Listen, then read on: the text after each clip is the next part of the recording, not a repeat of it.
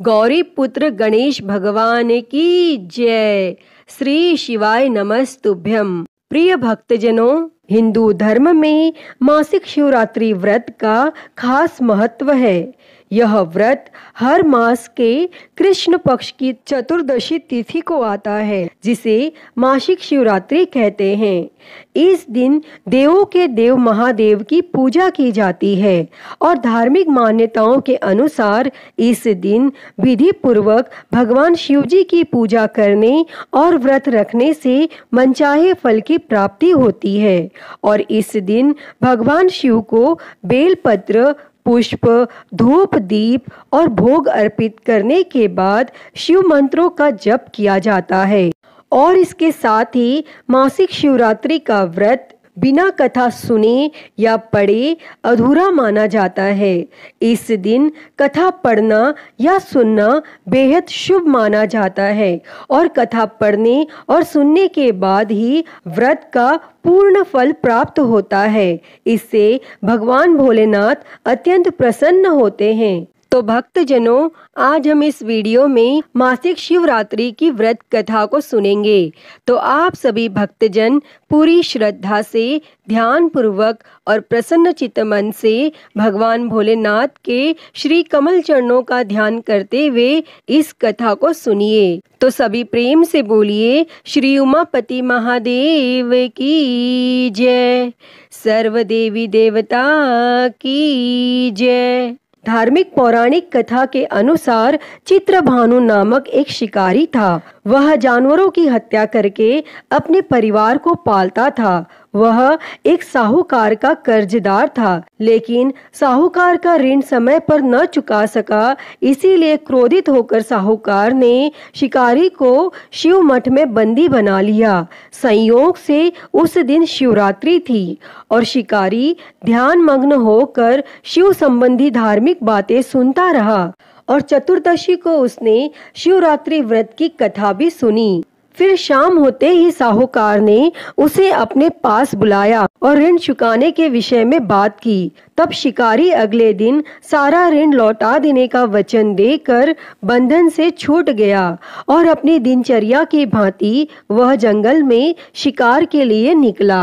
लेकिन दिन भर बंदी गृह में रहने के कारण भूख प्यास से व्याकुल था। शिकार खोजता हुआ वह बहुत दूर निकल गया और जब अंधकार हो गया तो उसने विचार किया कि रात जंगल में ही बितानी पड़ेगी और वह वन के एक तालाब के किनारे एक बेल के पेड़ पर चढ़कर रात बिताने का इंतजार करने लगा। और उस विल्व वृक्ष के नीचे शिवलिंग था जो विल्व पत्रों से ढका हुआ था।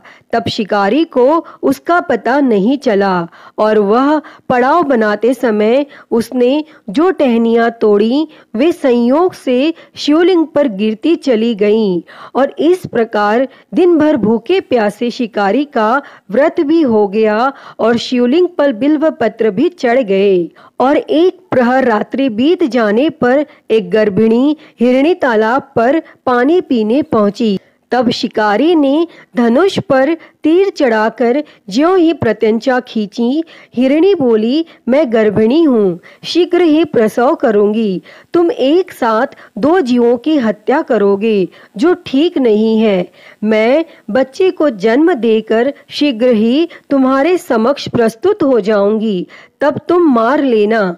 और शिकारी ने प्रत्यंचा ढीली कर दी और हिरणी जंगली झाड़ियों में लुप्त हो गई। और प्रत्यंचा चढ़ाने और ढीली करने के वक्त कुछ बिल्व पत्र अनायासी टूटकर शिवलिंग पर गिर गए और इस प्रकार उससे अनजाने में ही प्रथम पहर का पूजन भी संपन्न हो गया। फिर कुछ ही देर बाद एक और हिरणी उधर से निकली। शिकारी की प्रसन्नता का ठिकाना न रहा और समीप आने पर उसने धनुष पर बाण चढ़ाया।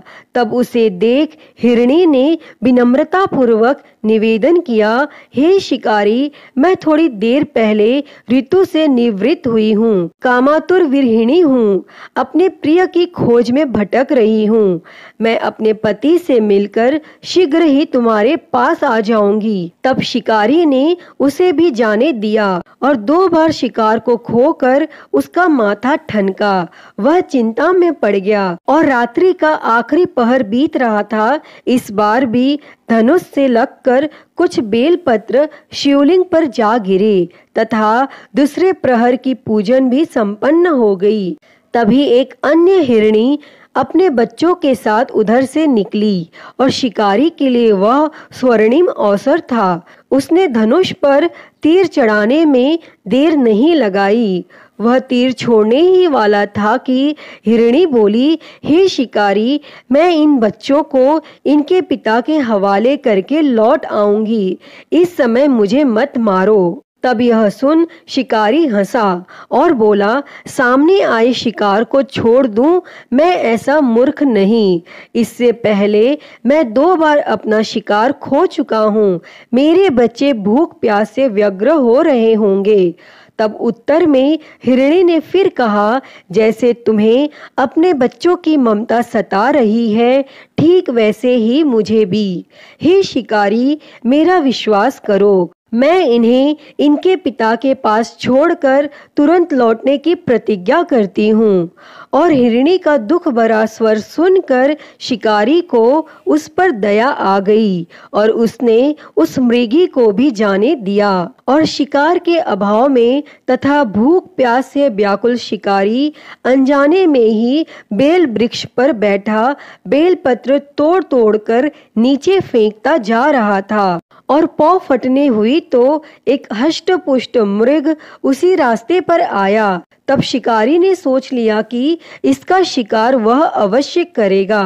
और शिकारी की तनी प्रत्यंचा देखकर मृग विनीत स्वर में बोला, हे शिकारी, यदि तुमने मुझसे पूर्व आने वाली 3 मृगियों तथा छोटे छोटे बच्चों को मार डाला है तो मुझे भी मारने में विलंब न करो, ताकि मुझे उनके वियोग में एक क्षण भी दुख न सहना पड़े। मैं उन हिरणियों का पति हूँ। यदि तुमने उन्हें जीवन दान दिया है तो मुझे भी कुछ क्षण का जीवन देने की कृपा करो। मैं उनसे मिलकर तुम्हारे समक्ष उपस्थित हो जाऊंगा। और मृग की यह बात सुनते ही शिकारी के सामने पूरी रात का घटना चक्र घूम गया। उसने सारी कथा मृग को सुना दी। तब मृग ने कहा, मेरी तीनों पत्नियां जिस प्रकार प्रतिज्ञाबद्ध होकर गई हैं, मेरी मृत्यु से अपने धर्म का पालन नहीं कर पाएंगी। अतः जैसे तुमने उन्हें विश्वास पात्र मानकर छोड़ा है, वैसे ही मुझे भी जाने दो। मैं उन सब के साथ तुम्हारे सामने शीघ्र ही उपस्थित होता हूँ। और फिर शिकारी ने उसे भी जाने दिया। इस प्रकार प्रातः हो आई और उपवास, रात्रि जागरण तथा शिवलिंग पर बेलपत्र चढ़ने से अनजाने में ही पर शिवरात्रि की पूजा पूर्ण हो गई। पर अनजाने में ही की हुई पूजन का परिणाम उसे तत्काल मिला। शिकारी का हिंसक हृदय निर्मल हो गया, उसमें भगवत शक्ति का वास हो गया। थोड़ी ही देर बाद वह मृग सपरिवार शिकारी के समक्ष उपस्थित हो गया ताकि वह उनका शिकार कर सके।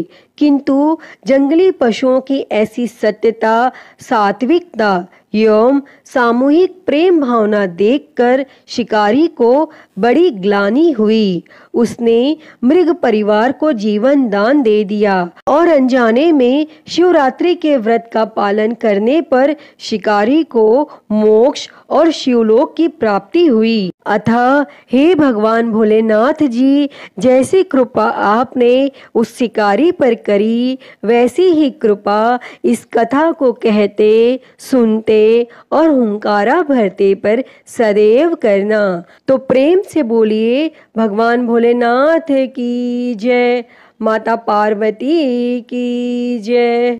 प्रिय भक्तजनों, आइए अब सुनते हैं सभी मनोकामनाओं को पूरी करने वाली अगली कथा। तो आप सभी प्रेम से बोलिए श्री उमापति शंकर भगवान की जय, सर्वदेवी देवता की जय। एक समय की बात है, एक गांव में भगवान शिव जी का परम भक्त एक ब्राह्मण रहता था। वह ब्राह्मण जब तक रोज सुबह ब्रह्म मुहूर्त में उठकर नित्य कर्मों से निवृत्त होने के पश्चात भगवान शंकर का पूजन नहीं कर लेते थे, तब तक उन्हें चैन नहीं पड़ता था और जो कुछ भी दान दक्षिणा में आ जाता उसी से वह ब्राह्मण अपना गुजारा करते थे।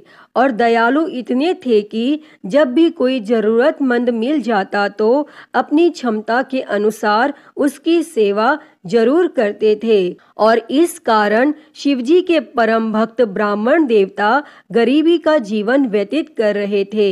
और ब्राह्मण की इस दानी प्रवृत्ति से उनकी पत्नी उनसे चिढ़ती तो थी, किंतु उनकी भक्ति परायणता को देख उनसे अत्यधिक प्रेम करती थी।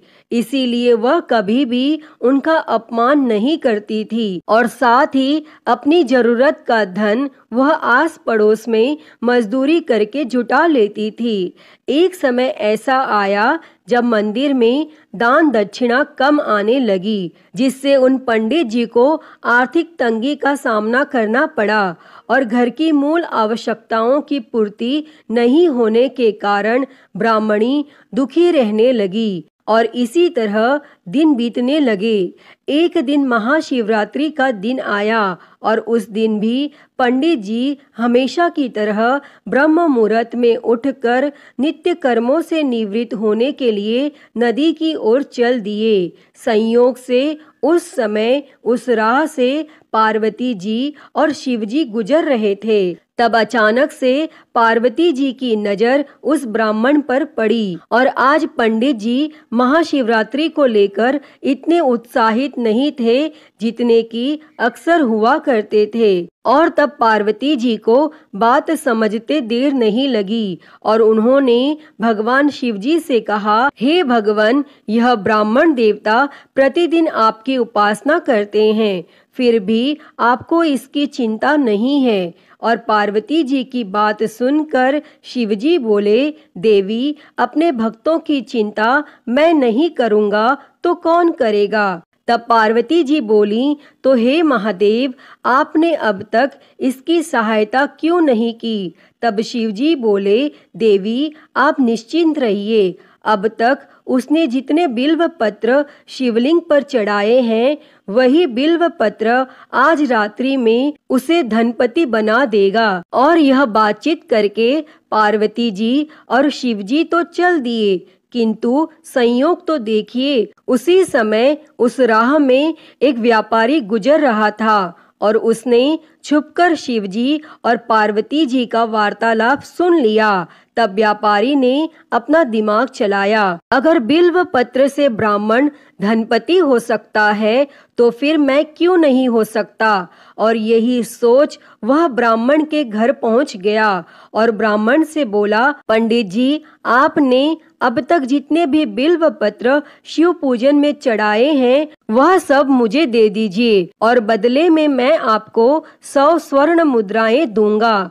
तब पंडित जी ने अपनी पत्नी से पूछा तो वह बोली, पुण्य का दान ठीक तो नहीं है, किंतु अगर आपका मन करे तो दे दीजिए और हमें धन की जरूरत है, इसीलिए दे दीजिए। और तब पंडित जी ने सारे बिल्व पत्र बोरे में भरकर सेठ जी को दे दिए और बिल्व पत्रों का बोरा लेकर सेठ जी पहुंच गए मंदिर और शिवलिंग पर चढ़ाकर देखने लगे कि कब शिवजी कृपा करेंगे और कब वह और धनपति बन जाएगा। तब प्रतीक्षा करते करते सेठ जी को आधी रात हो गई और सेठ जी चमत्कार देखने के लिए बहुत उतावले हो रहे थे। और आखिर में तीसरा पहर गुजरने के बाद सेठ जी के सब्र का बांध टूट ही गया और क्रोध में आकर सेठ जी ने शिवलिंग को झंझोरने लगे। फिर अचानक ही चमत्कार हुआ और सेठ जी के हाथ शिवलिंग से ही चिपके रह गए। तब उन्होंने बहुत प्रयास किया किंतु हाथ हिले तक नहीं। थक हार कर सेठ जी शिव जी से क्षमा याचना करने लगे तो शिव जी बोले, हे लोभी सेठ, जिस ब्राह्मण से तूने यह बिल्व पत्र खरीदे हैं उसे 1000 स्वर्ण मुद्राएं दे, तब जाकर तेरे हाथ छूटेंगे और प्रातः काल जब पंडित जी पूजन के लिए आए तो उन्होंने देखा कि सेठ जी के हाथ शिवलिंग से चिपके हुए हैं और सेठ जी रो रहे हैं। तब उन्होंने पूछा तो सेठ बोला, पंडित जी शीघ्रता से मेरे बेटे को 1000 स्वर्ण मुद्राएं लेकर मंदिर आने को कहिए। तब पंडित जी ने सेठ के बेटे को बुलाया और सेठ ने वह स्वर्ण मुद्राएं ब्राह्मण को दिलवा दी। तब जाकर सेठ के हाथ शिवलिंग से छूटे और यह देखकर पार्वती जी शिवजी से पूछती हैं, हे नाथ, आपने अब तक अपने भक्त को कोई धन नहीं दिया। तब शिवजी बोले, देवी मेरे पास कहाँ धन है जो मैं दूंगा, किंतु मेरा भक्त अब गरीब नहीं है, यह तुम स्वयं देख लो। और 1000 स्वर्ण मुद्राएं मिलने के बाद ब्राह्मण और ब्राह्मणी सुखी से अपना जीवन यापन करने लगे। अतः हे भगवान शिव जी, हे माता पार्वती, जैसी कृपा आपने उस ब्राह्मण पर की, ऐसी ही कृपा इस कथा को कहते, सुनते और हुंकारा भरते सभी पर करना। तो सभी प्रेम से बोलिए, शंकर पार्वती भगवान की जय। प्रिय भक्तजनों, आइए सुनते हैं श्री उमापति महादेव जी की आरती। तो सभी प्रेम से बोलिए, हर हर महादेव। जय शिव ओमकारा, हो भोले भज शिव ओमकारा। ब्रह्मा विष्णु सदा शिव, भोले भोलेनाथ महाशिव। अर्धांगी धारा, ओम हर हर हर महादेव। एकानन चतुरानन पंचानन राजे, हो भोले पंचानन राजे।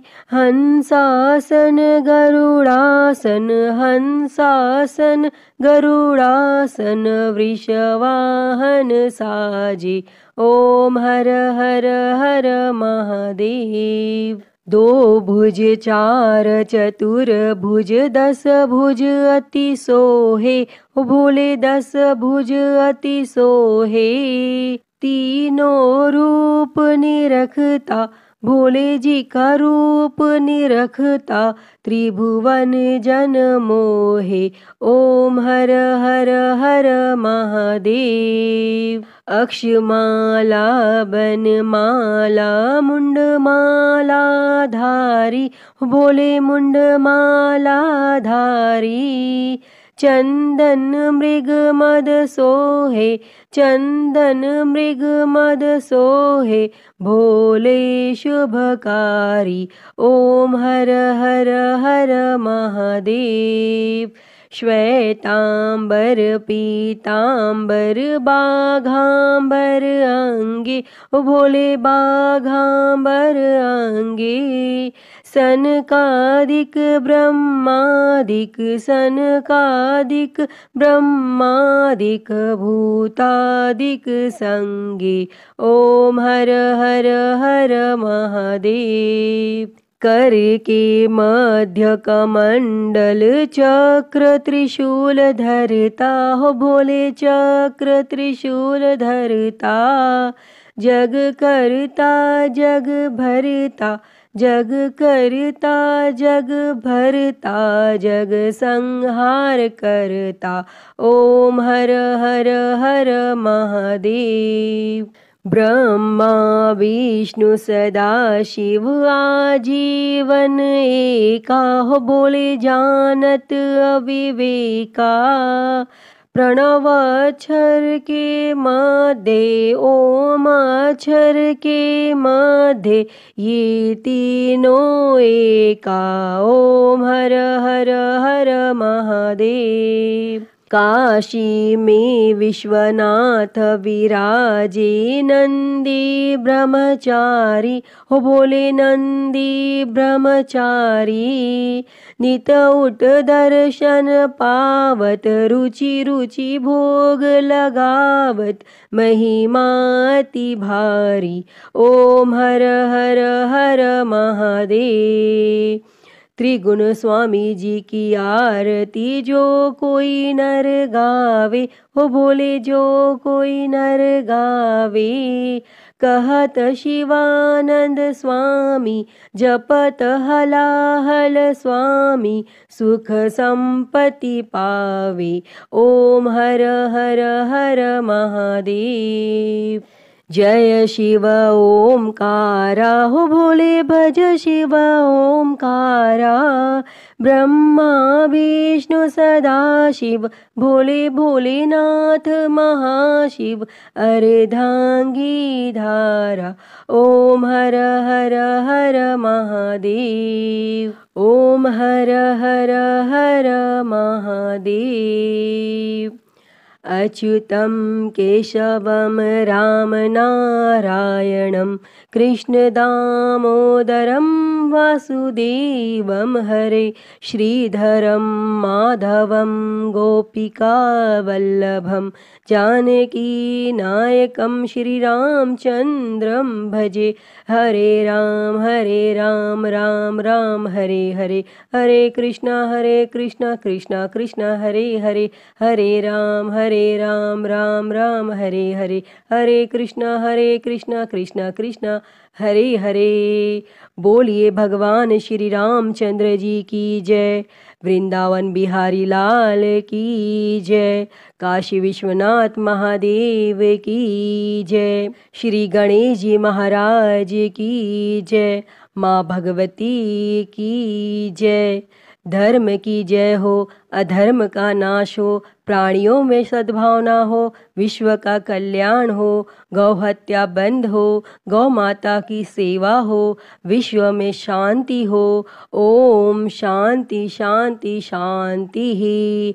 ओम नमः शिवाय, नमो नीलकंठाय। ओम नमः पार्वती पते, हर हर महादेव। हर हर महादेव, हर हर महादेव हर। प्रिय भक्तजनों, मैं उम्मीद करती हूँ कि आपको आज की यह कथा पसंद आई होगी, और अगर वीडियो अच्छी लगी हो तो इसे लाइक करें, ज्यादा से ज्यादा शेयर करें, और कमेंट बॉक्स में श्री उमापति महादेव की जय लिखना ना भूलें। और हरिहर भक्ति चैनल को सब्सक्राइब कर नोटिफिकेशन बेल को जरूर ऑन कर लें। हर हर महादेव। धन्यवाद।